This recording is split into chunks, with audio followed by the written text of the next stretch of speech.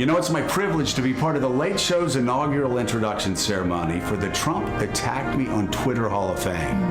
Now, I'm deeply honored to enshrine the first ever inductee into that not-so-exclusive club. Ladies and gentlemen, Mika Brzezinski. Now, Mika was both a likely and unlikely target of Donald Trump's cyberbullying. Likely because she's a female journalist who speaks her mind. Unlikely because her last name is far too difficult for him to spell. All right, that was fun last night. They give you good material. They give you good material. It is hard. You've got that rogue Z after the first R. That trips everybody up. BRZ. It's hard to spell. Who could spell that? Your band was great last night. Yeah. Yay to Scarborough. What else did you say on that show? Anything? No, not really. Did anything else come up last night? Not really. I'm just going to wipe the fog off Just my told some glass. funny stories. I'm trying to remember. Told some funny I think there was stories. one other thing that came One up other last night. thing. I think it was this. Take a look. Uh-oh, I got set up. You've changed your attitude about Donald Trump.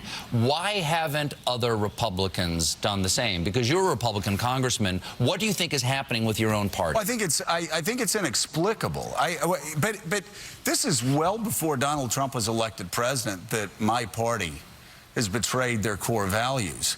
I remember back in December of 2015 when Donald Trump supported a Muslim ban. I said on the air, it's very simple. It's black and white. I said I could never vote for anybody in my party that would say they were going to ban people because of the God they worshiped.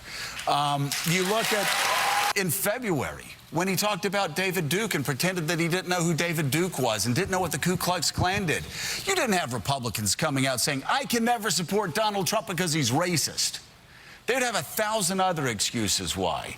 But they always overlook that. Judge Curiel, when he called a guy from Indiana, he attacked him, said he can never be fair because he's Hispanic. Republicans didn't come out and say, I can never vote for Donald Trump because he's a racist. Time and time and time again, they turned the other way. And they're doing the same thing now. And it's actually disgusting. And you have to ask yourself, what exactly is the Republican Party willing to do? How far are they willing to go? How much of this country and our values are they willing to sell out? But aren't you a Republican?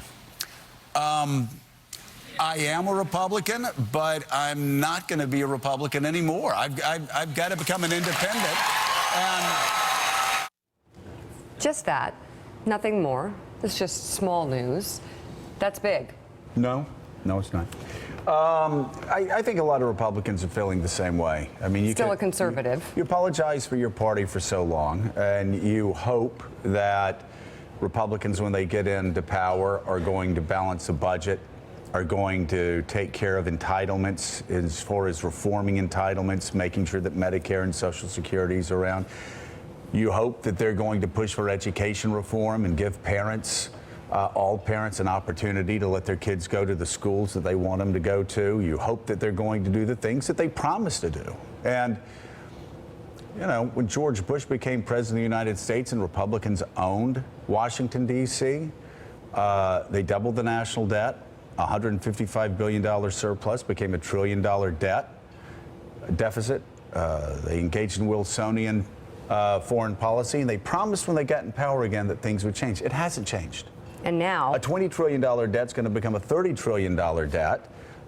They can't pass tax reform to make us more competitive. They can't do anything, and they're kowtowing to somebody who inexplicably shows them no loyalty whatsoever.